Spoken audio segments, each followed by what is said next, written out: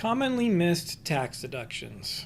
Let me share with you a few of what those are. But first, let me just say, in general, a deduction that you can claim on your tax return is going to be something that is related to your business that helps your business maintain or improve. The tax code specifically uses 4 words. It says if it's ordinary, necessary, helpful, and appropriate. Now those 4 terms are pretty vague, and that's why I just say, look, if you're spending $1, can you relate it to your business? Then it's a business expense, and you should pay for that expense out of your business account or on a business credit card. Now, a business credit card can also be listed in your personal name as long as you're exclusively using it just for business purchases. So here's a couple ideas of things that you want to make sure you don't miss. How do you write off your vehicle mileage? This is often overlooked. We also have a link to a separate training I did on vehicle mileage, so look at that in the description below. There's equipment, and obviously computer stuff. Most of the time that's people are like, oh, that's obvious, but what other type of equipment are you buying that is related to your business that you might not realize? So that, let's not miss out on those. Phone, if you have a separate business line, that's obvious, but your personal cell phone, you conducting business on that, very likely.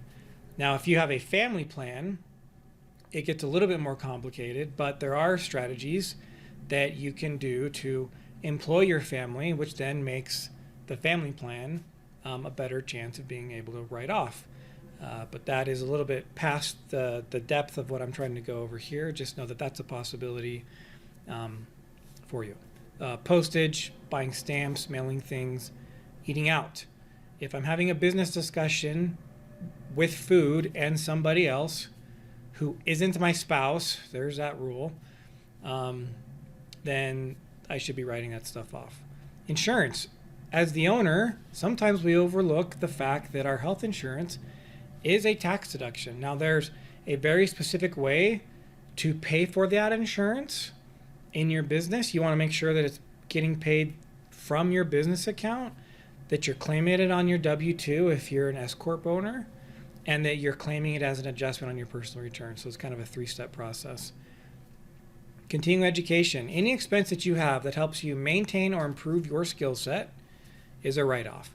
Any money you're spending in order to maintain your current status and level as a professional or whatever certification you have, that's also a write-off.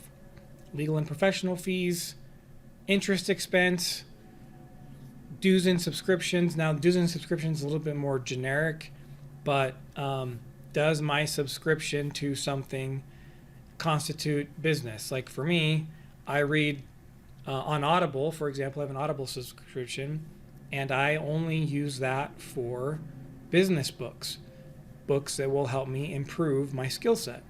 If I have personal reading, so like for example, I'm a fan of the author named Brandon Sanderson. If I'm buying or reading a Brandon Sanderson book, I'm physically buying that separate. I don't use my Audible for that.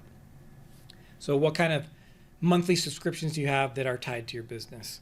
Office supplies, internet, that includes home internet.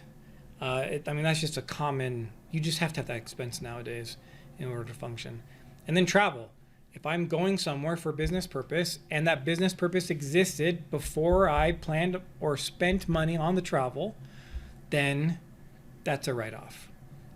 We also have in the description below a link to further information we've provided on travel and how to write that off as well. So hopefully this gives you some ideas of some commonly missed or underutilized tax deductions.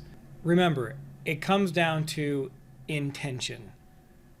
Is this related to my business? If it is, am I paying for it like it is related to my business?